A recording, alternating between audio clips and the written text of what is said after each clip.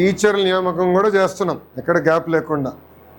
మీరు చేయాల్సింది టీచర్ అమ్మ చెప్పినట్లు శ్రద్ధగా చదవాలి, బాగా చదవాలి, రిజల్ట్స్ చూపించాలి. మళ్ళీ సంవత్సరం తర్వాత వస్తా, మళ్ళీ ఒక్కొక్కరు ఎగ్జామినేషన్ రిజల్ట్స్ నేను ఇక్కడ మేడం గారు ఇక్కడ ఎగ్జామ్ నిర్వహిస్తారు. మార్కులంతా నాకు అమరావతిలో తెలుస్తున్నాయి. ప్రతి స్కూల్లో ప్రతి మనకున్న స్టూడెంట్ ఎంత మార్కులు వచ్చినాయి, ఏ సబ్జెక్టులు వచ్చినాయో నాకు మీ అందరి చరిత్ర తెలిసిపోతుంది. మళ్ళీ వచ్చి అడుగుతా సరే చదవకపోతే. ఓకేనా? బాగా చదవాలి, మేడం గారు చెప్పిన దానిపైన శ్రద్ధ పెట్టాలి. రెండోది, మీ తల్లిదండ్రుల ఫోన్లో లీప్ యాప్ అని ఒకటి చేశాం. ఆ యాప్ డౌన్లోడ్ చేయించి మీ అకౌంట్ ద్వారా లాగిన్ చేస్తే మీరు అటెండెన్స్ కానీ మీ మార్కులు కానీ అన్నీ తల్లిదండ్రులకి నీట్గా తెలుస్తాయి. అంతేకాకుండా ఇప్పుడు కంటెంట్ తయారు చేసాం. అన్ని కాన్సెప్ట్స్ అందరికి అర్థం అవ్వకపోవచ్చు. మన క్లాస్లో కూడా కొన్ని కాన్సెప్ట్స్ కొంతమందికి స్పీడ్గా అర్థమవుతాయి, కొంతమంది స్లోగా అర్థమవుతాయి. కాన్సెప్ట్స్ అర్థం కాని వాళ్ళకి వీడియోస్ తయారు చేసాం. సో దట్ మీరు ఇంటికి వెళ్ళిన తర్వాత యాప్ ద్వారా వీడియోస్ చూస్తే ఓహో ఈ కాన్సెప్ట్ నాకు ఈరోజు అర్థం అవ్వలేదు క్లాస్లో, రిఫ్రెషింగ్ కింద ఇంటికి వెళ్ళిన తర్వాత ఆ వీడియో చూస్తే మీకు అర్థం అవుతుంది. శ్రద్ధ పెడతారు కదా, బాగా చదవాలి. ఓకేనా? మీకు మార్కులు సరిగా రాకపోతే నా మార్కులు తీసేస్తారు నా ముఖ్యమంత్రి గారు. బాగా చదవాలి, మేడం గారు చెప్పింది శ్రద్ధగా వినాలి. ఏ డౌట్ ఉన్నా కూడా చేయెత్తి మేడం గారిని అడగండి. Doubt is a doubt. Doubt ఉంటే క్లారిఫికేషన్ తీసుకోవాలి కదరా. సో చేయెత్తి మేడం గారిని అడగండి. అమ్మ నాకు ఇది అర్థం లేదు, మళ్ళీ ఒకటి కాదు 2 కాదు 3 సార్లు చెప్పించుకో, ఏం పర్వాలేదు. అది గుర్తుపెట్టుకోండి. తల్లిదండ్రుల తర్వాత ఉపాధ్యాయుల్ని గౌరవించాలి, అది మీరు మర్చిపోవద్దు. నేను ఈరోజు ఈ స్థాయికి వచ్చానంటే ఉపాధ్యాయులు నన్ను సరిగా కౌన్సిల్ చేశారు, గైడ్ చేశారు, బాగా చదువులు చెప్పారు కనుక నేను ఈరోజు ఈ స్థాయికి వచ్చాను. అది మర్చిపోదు. ఓకే అమ్మా? బాగా చదువుతారా? సమ్మేటివ్ అసెస్మెంట్స్, ఫార్మేటివ్ అసెస్మెంట్స్లో మంచి మార్కులు రావాలి అంటే మీరు శ్రద్ధ పెట్టాలి. ఓకేనమ్మా? వెళ్ళొస్తా. బాయ్ నాన్న. థ్యాంక్ యూ అమ్మా.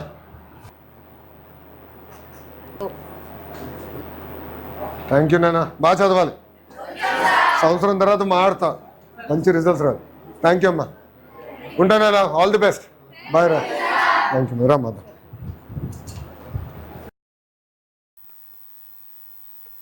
అందరికీ నమస్కారం. బాగున్నారా? మీ అందరూ తెలుసు నేను విద్యాశాఖ మార్చులు అవ్వాలనుకున్నప్పుడు చాలా మంది వద్దన్నారు. టీచర్తో కష్టం అన్నాడు, నేను ఒప్పుకోలే.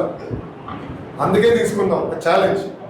ఎందుకంటే సమాజం మారాలి, సమాజంలో ఏ మార్పులు అయితే మనం ఆశిస్తున్నామో అది సాధించాలంటే విద్య ద్వారానే సాధ్యమవుతుంది. దాంట్లో మీరందరూ కీలకమైన పాత్ర. మీరు పిల్లల్ని విద్యాలుగా తయారు చేసిన బాధ్యత మీ పైన జాగ్రత్తగా చేయండి. ప్రజాప్రభుత్వంలో మేము కంప్లీట్గా భావించాం, ఫీడ్బ్యాక్ తీసుకుంటాం. ఎందుకంటే ప్రతిరోజు పాఠాలు చెప్పేది మీరు, వాస్తవాలకి దగ్గరుండేది మీరు.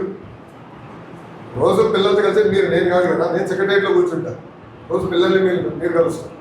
సో మీరు ఫీడ్బ్యాక్ ఇస్తే కరెక్షన్స్ ఏమంటే మేము చేసుకోవచ్చు. అది నా లక్ష్యం. చెప్పమ్మా. హిందీ టీచర్గా పనిచేస్తున్నాను. హిందీ 7 years నుంచి 8 వరకు ఉన్నప్పుడే వచ్చాను.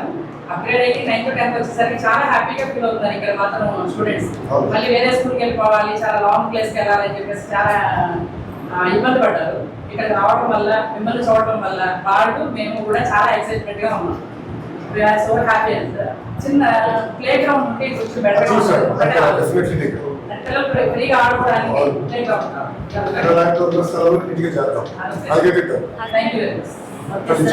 First class students text books చాలా అట్రాక్టివ్గా ఉన్నాయండి. పిల్లలు కూడా చాలా ఇంట్రెస్టింగ్గా ఆ బుక్స్ని కాన్సన్ట్రేషన్ చేస్తూ యాక్టివిటీస్ చేయడానికి కూడా ఈ రెడీనెస్ ప్రోగ్రామ్ ఒప్పించారు. ఆ బుక్ చాలా యూస్ఫుల్ సార్. పిల్లలు కూడా చాలా చాలా ఇంటరాక్ట్ అవ్వడానికి ఇంట్రెస్ట్తో చేస్తున్నారు. ఇప్పుడు బాగుంది. చిక్కీ బాగుంది సార్. Yes sir. అనేది జరిగింది. చాలా సంతోషకరమైన రోజు. నవలగడ్డ నియోజకవర్గంలో ఒక మారుమూల గ్రామంలో అత్యధిక శాతం వెనుకబడిన తరగతుల వారు నివసించే గ్రామంలో ఈ చిన్న స్కూల్కి T4లో దాతలు ముందుకు వచ్చి చక్కటి భవన నిర్మాణం చేసి అన్ని వారిని అభినందించడానికి విద్యాశాఖ మంత్రులు శ్రీ నారా లోకేష్ గారు రావడం అందరూ కూడా గర్వదాయక విషయాలు. వారికి ముందుగా హృదయపూర్వకమైన కృతజ్ఞతలు.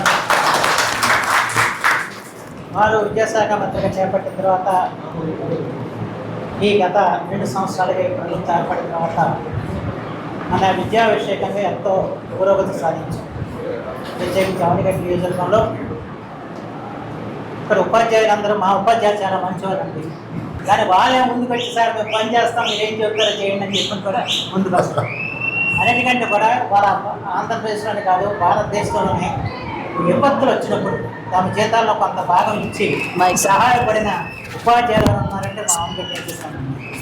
మన ఈ మధ్య వరదలు అంత పొడవైన మాట అక్కడ విజయవాడ కేంద్రీకరణ ఇక్కడ ఎవరు సబ్జెక్ట్ సంస్థలు వాటి పరిస్థితుల్లో అందరికీ నిత్యావసర వస్తువులు కానివ్వండి, వాళ్ళకి కావాల్సిన పరికరాలు కానివ్వండి అన్నీ కూడా వాళ్ళు సేకరించి ఇచ్చిన ఘనత మా అవనిగడ్డ ఉపాధ్యాయులు దక్కిందందుకు వాటిని. అలాగే పిల్లల్లో ఉన్న ప్రతిభా శక్తులను బయట కేవలం చదివే కాకుండా చక్కగా వాళ్ళు కళారంగంలో కానివ్వండి ఇతరత్ర వారికి ఉన్న వాటిని బయటికి తీయడానికి చక్కటి కార్యక్రమం ఏర్పాటు చేస్తున్నారు, ఆ రకం పూర్తి చేస్తున్నారు. లేకపోతే విద్యా విషయంగా వచ్చేవాడికి మీరు వాళ్ళ ఒక్క సీతమ్మ మధ్యాహ్నం మేము మొన్న పాఠశాలకు వెళ్ళి చాలా పాఠశాలకు వెళ్ళి తిరిగితే మా అమ్మగారు మా ఇంట్లో భోజనం కంటే కూడా చాలా బాగుందని చెప్పిన ఒకే ఒక్క మాట పిల్లలందరూ చెప్పారు. ఆ రకంగా చక్కగా విద్యా విషయంగా వచ్చేవాడు మా అవనిగడ్డ నియోజకవర్గంలో దాదాపు మొన్న 10th క్లాస్ పరీక్షల్లో 83% పాస్ అయ్యారు. అయితే ఆ తర్వాత సప్లిమెంటరీలో 99%. అన్నిటికంటే కూడా సంతోషం ఏంటంటే ఈ ఏడాది దాదాపు 30 మంది ట్రిపుల్-ఐటీకి సెలెక్ట్ చేయాలి. అన్నిటికంటే ముఖ్యంగా డిఎస్సీ అంటే అవనిగడ్డ గుర్తుకొస్తుంది, కోచింగ్ సెంటర్స్. అప్పుడు ఆందోళన అన్నీ కూడా అవనిగడ్డ నుంచే జరిగాయి. నాకు తెలుసు మీరు ఈ ప్రభుత్వంలో రాగానే మీరు యుగాలంలో మీరు మాట ఇచ్చిన ప్రకారంగా మొట్టమొదటి సంతకం డిఎస్సీకి పెట్టడమే కాకుండా డిఎస్సీని మీరు తీసుకురావడంతో మా దగ్గర దాదాపు 275 మంది అంటే కృష్ణా జిల్లా అత్యధిక శాతం డిఎస్సీకి ఎంపికైన వాళ్ళు అవనిగడ్డ నియోజకవర్గం చెప్పడం నేను చాలా గర్వపడుతున్నాను. అందుకు మీకు వాళ్ళందరూ అమ్మాయి డిఎస్సీలో ఎంపికైన అమ్మాయి వాళ్ళందరి తరఫున కూడా మీకు నేను హృదయపూర్వకంగా తెలియజేస్తాను. ఈ ఏడాది మరింతగా శ్రద్ధ చూపుతాం. గతంలో ఏ సబ్జెక్టులు అయితే తప్పారో ఆ సబ్జెక్టులో ఈసారి ప్రత్యేకంగా శ్రద్ధ తీసుకొస్తాం. ఏదైనా కూడా ఈ రకంగా మీరు ఫీడ్బ్యాక్ తీసుకోవడం కానివ్వండి, ఇవన్నీ మీరు తయారు చేసి మా చేతికి ఇవ్వటం కానివ్వండి, తర్వాత సూచనల రకం కానివ్వండి, కోసే విద్యామంత్రి చేసినప్పుడు ఆ రకంగా చేసినప్పుడు పెద్దలు ఎడ్యుకేషన్ మినిస్టర్ లోకేష్ గారు, అలాగే ఎమ్మెల్యే గారు, మంత్రి సుభాష్ గారు మనం చూస్తూ ఉన్నాం. లోకేష్ గారు తను ఎడ్యుకేషన్ మినిస్టర్గా బాధ్యతలు చేపట్టిన దగ్గర నుంచి ప్రజల్లో ఒక అవగాహన, టీచర్స్లో ఒక అవగాహన కల్పించి ఉన్న సమస్యలు ఏదైతే ఉన్నాయో వాటినన్నింటినీ పరిష్కారం చేస్తే మంచి రిజల్ట్స్ వస్తాయి అని చెప్పేసి వాళ్ళు ప్రయత్నం చేస్తారు.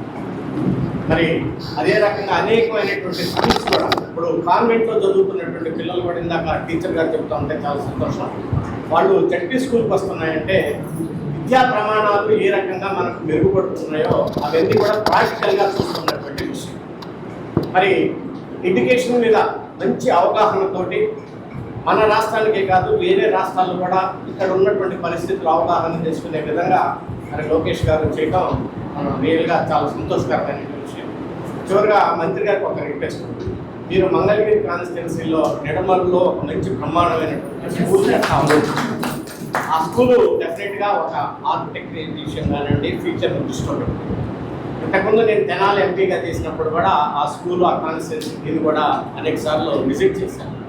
సో ఆ స్కూల్ డెఫినెట్గా ఆంధ్ర రాష్ట్రానికే కాకుండా భారతదేశానికి కూడా ఒక రోల్ మోడల్ స్కూల్ కాబోతాం. అలాంటి స్కూల్ని కూడా మాకు మా మచిలీపట్నంలో పెడల్లో కానీ అవనిగడ్డలో కానీ ఒకటి తప్పకుండా చేస్తే అది ఒక మంచి పిల్లల భవిష్యత్తుకి బాగుంటుందని కోరుకుంటున్నాను. సో మీరు విజిట్ చేసి పార్లమెంట్ కాన్స్టిట్యున్సీకి ఈ స్కూల్ని కూడా అనేక విధాలుగా